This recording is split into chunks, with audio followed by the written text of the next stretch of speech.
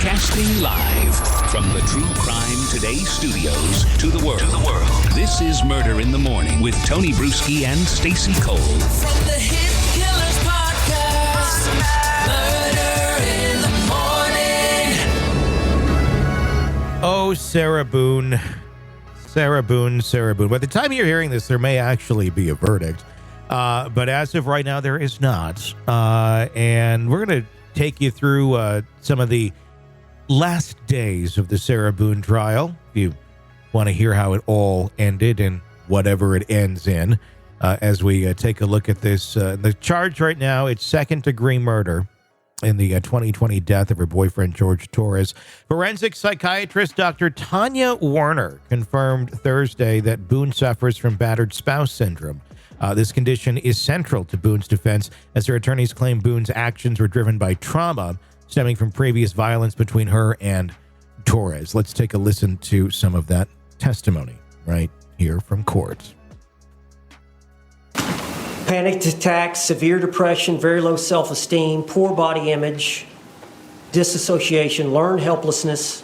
All these are symptoms of a battered woman syndrome. Objective compound, some facts and evidence. Sustained.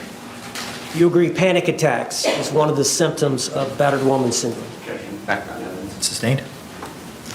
What are the symptoms of a battered spouse syndrome? They can be numerous symptoms, from anxiety symptoms, mood symptoms. They can have psychotic symptoms. It can be any vast majority of symptoms. Substance abuse symptoms, any vast majority. Do you agree fear is a symptom? Yes. Somebody in a constant state of fear. Maybe, yes. In terms of the abusive partner, do you agree that they would hit the victim? Some of them, yes. Kick the victim? They may. Punch the victim? They may. Choke? Abuse takes all different forms. Choke? They may. Burn? They may. Destroy their belongings? They may. Use weapons to hurt them? They may. Threaten to hurt them, their children, or their pets? They may. Take their car keys? They may. Take their debit card? They may. Take their vehicle? They may. Control where they go and who they see? Yes, they may. Force them to have sex when they don't want to? Yes, they may. If you'd have spent more time with Sarah Boone, could you have uncovered as to whether or not she suffered from battered spouse syndrome? I agree that she met the criteria, or that she had battered spouse. How about post-traumatic stress disorder? It's possible. Thank you. Werner, called as a rebuttal witness by the prosecution, noted that battered spouse syndrome alone does not justify Boone's actions leading to Torres' death. In a recent interview, Werner spoke with Boone for over 2 hours, during which Boone recounted details from the night Torres died. They were having a good time and laughing, Werner said, but she remembered what it felt like when he was choking her. She became angry. Boone described how she shook the suitcase Torres was in, and after it flipped, she reportedly saw him put 2 fingers out.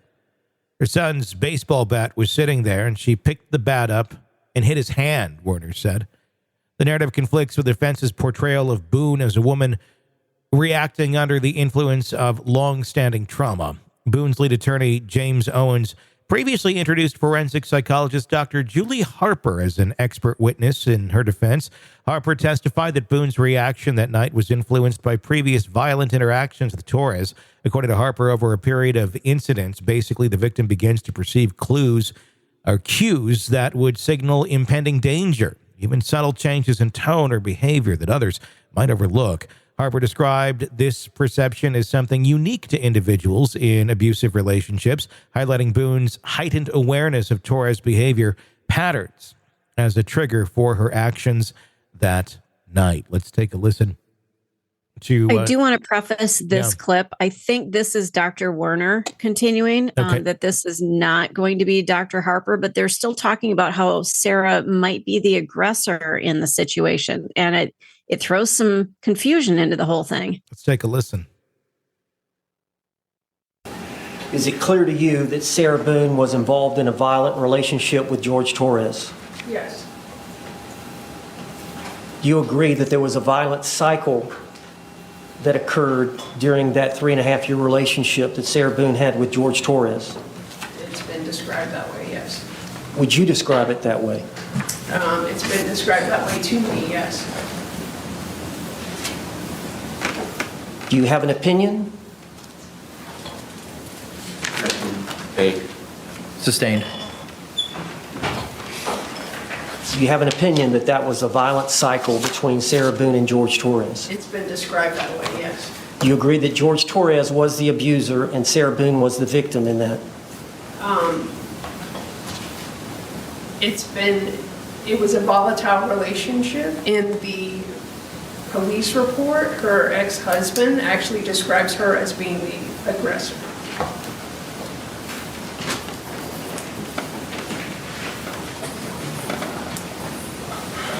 Okay, I'm going to show you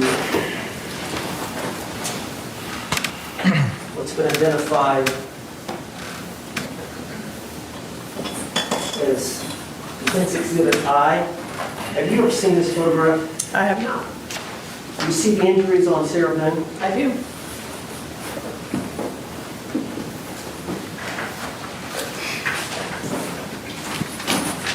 I'll show you Defense Identification H.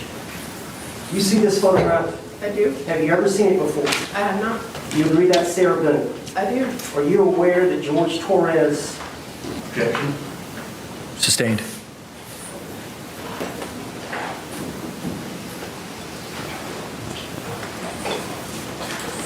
Let me show you Defense Identification G. Have you ever seen this photograph?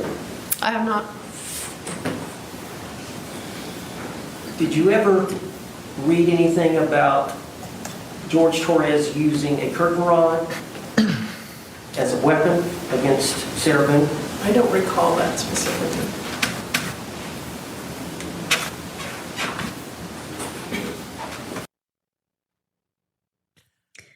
Yeah. Actually, I apologize. I think I was wrong. That is Dr. Harper, but there's a lot going on here in this case. I'm trying to picture myself sitting on the jury.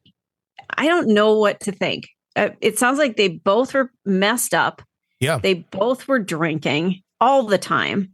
The police knew who they were. Mhm. I mean, if the police came to my house right now, it'd be like we met for the first time, Mhm. but they knew this couple. So I don't know what to think. What do you think? I think they're both very troubled people that were pretty shitty people to each other. And just, I think they're very troubled. And this happened. I don't think it was intentional. I don't think it was premeditated. But when you have two complete idiots or two people that are very, very ill, which I think is what we're dealing with here, at least on the Sarah Boone part, or a certainly a personality disorder. Something is clearly not right there.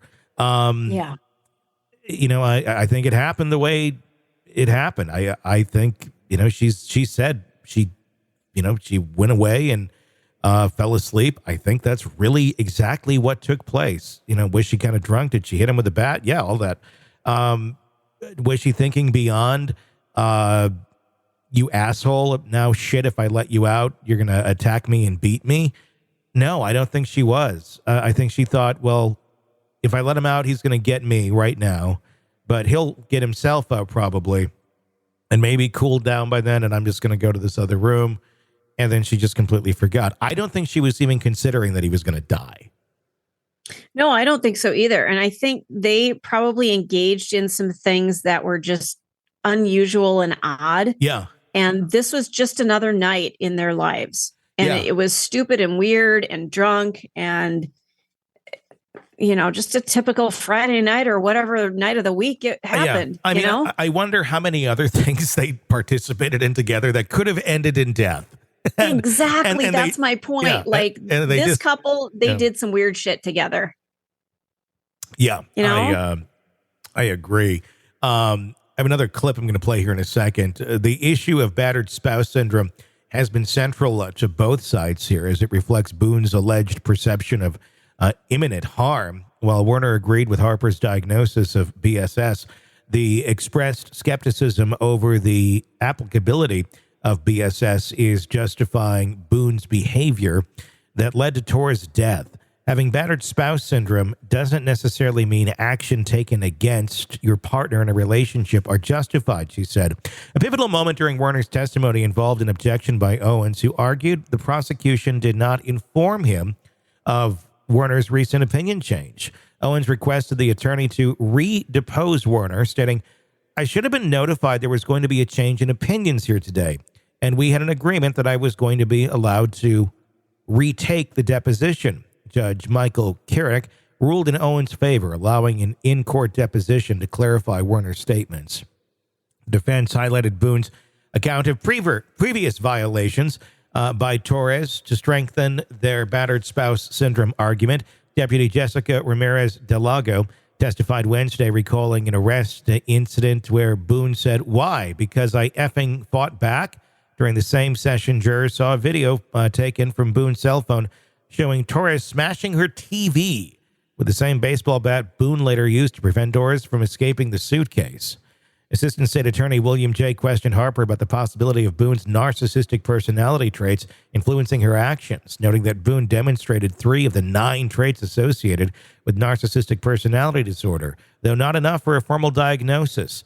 Harper disagreed that these traits influence Boone's actions, emphasizing Boone's trauma-related actions. I'd say I think everything comes into play here in her decisions as far as what it was. This is an interesting piece that we found. This is Sarah Boone berating George. He's sitting on the ground, black shirt on, shorts. And this does not sound like the baby voice Sarah that we're hearing in court at all. It sounds like a completely different person. And you had brought up an interesting point about this too, a question about this. Refresh my memory. Why is she always recording? Oh, thank you. Yes. What's interesting is we see so many of their interactions between them. And I'm wavering between, here's a woman who wants to prove that she's being abused, or she's being weird and recording all of their interactions. Like, I can't decide what this is. Is this her way of trying to prove to people, yeah, he does treat me poorly? Or is it just he does abuse me? Or is it just to empower herself later to listen to herself berating him after he hurts her? Yeah, it's a weird thing. If you look at your own phone, I look at mine, I've got cat videos, things I've taken of my cats being cute. I don't have interactions between me and somebody else.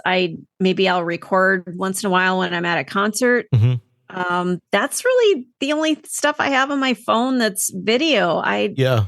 It seems weird to me to be recording parts of your relationship over and over again. It could be a generational thing that, I don't know. It seems weird.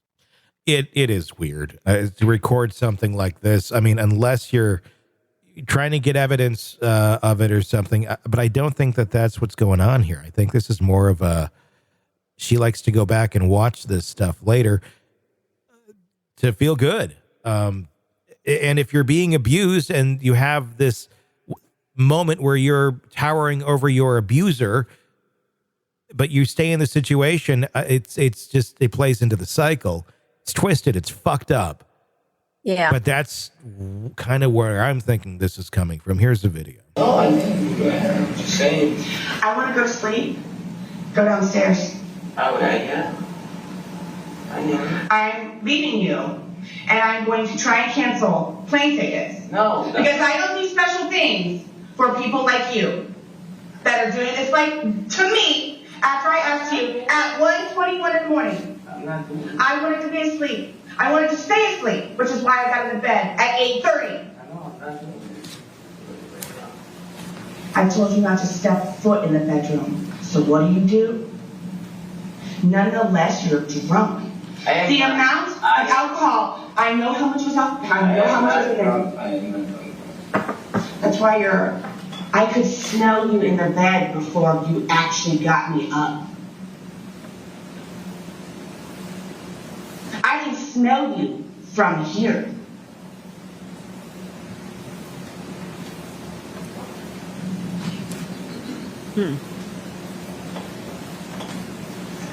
You're despicable. I'm not despicable. I'm not even doing anything. Leave me alone. Okay. You're not gonna remember shit. Okay. Yeah, okay. Well, I'm not doing nothing right now. Get away from me. Get away from me. I'm not doing nothing to you. You do everything to me all the time. All the time. Heartache and pain is what you cause me. Heartache and pain. How is that? Keep going.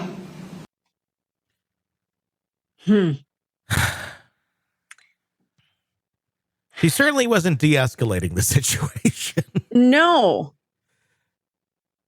He was just kind of sitting there. I don't know. I mean, these are not good decision makers. They're a toxic pair, Yeah. They shouldn't have been together. I saw a video where the police were coming in and telling him to basically get lost because she had an order for protection and he was violating it. Mm-hmm. So, if you have an order for protection against somebody and you keep letting them into your life, that's a problem. That's a problem. I get it. People are addicted to each other, but this couple, they were horrible with each other and to each other. Yeah. He's destroying her property and beating her with a curtain rod or a shower curtain, whatever it was. And she's berating him and she's hitting him and doing things to him. You two need to be done with each other. He might still be alive if they had been able to cut it off, be done. Yeah. No, Not saying he would have been better with anybody else, but I don't know. It's messed up. I know. These are just toxic human beings, both of them. One of them's dead. The other one, really so broken, probably really serves no purpose for anything or anyone.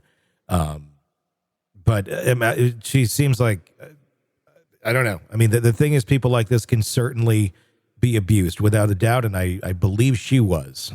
But I don't know. I think she dished it out as well. And that's no justification to go back and forth and abuse anyone or each other. But I do think that this was a two-way abusive relationship, mentally and physically. Yeah. I saw on Court TV, they had done an interview. I don't know if it was with his kids or family members. I didn't catch who it was with because I was busy, but talking about how she's a monster and things like that. I think they're both monsters. I think they are. I'm sorry that the man is dead. I agree. There's no winner here. This is just like watching a train wreck that two people purposely got themselves into. And then everybody has to go, well, what you kind of dug this hole for yourself, both of you. So what should we feel about it? I think is like what society is looking at here. Like you don't fit in a normal society. You're clearly not right. I get how you could have done this with battered spouse syndrome and the emotions and the thoughts of that, especially with your poor decision-making skills. So yeah, I don't know. I think probably a good 10 years in behind bars is at least called for here and on some sort of manslaughter charge. I don't see her getting much more though. I don't know though. What's your thoughts? I completely agree with that. She's going to be punished for something. I don't think they're going to let her off because she's obviously showing that she had some part of this as well. Mm-hmm. She wasn't just an innocent victim of somebody who was a manipulator, and it sounds like she was as well. Yeah. So I think she killed somebody. It's going to be involuntary manslaughter. And she'll dry up in prison, hopefully, because I'm assuming you can't drink in prison. I'm assuming. I've heard you can make toilet wine. Yeah, I mean, who knows? She'll be the next provocateur of toilet wine in prison, and then deny, on her until she's dead that she never did it. Yeah, I think it's gonna be something like that. It'll be fascinating to watch. Like I said, by the time you hear this, there may already be the verdict, but that's essentially pretty much how the trial wrapped up of Sarah Boone. Let's be honest. Nothing kills the thrill of a good murder mystery like a commercial for laundry detergent. It's like someone slapping a closed sign on your favorite dive bar. But you're not here for that, are you? You're here for the good stuff. So ditch the ads and upgrade to True Crime Today Premium Plus on Apple Podcasts. With True Crime Today Premium Plus, you get your crime straight. No chaser. Commercial free with extended interviews and early access. It's like getting the bartender's special when the bar's already closed. Search for True Crime Today Premium Plus on Apple Podcasts. Subscribe and drink it all in.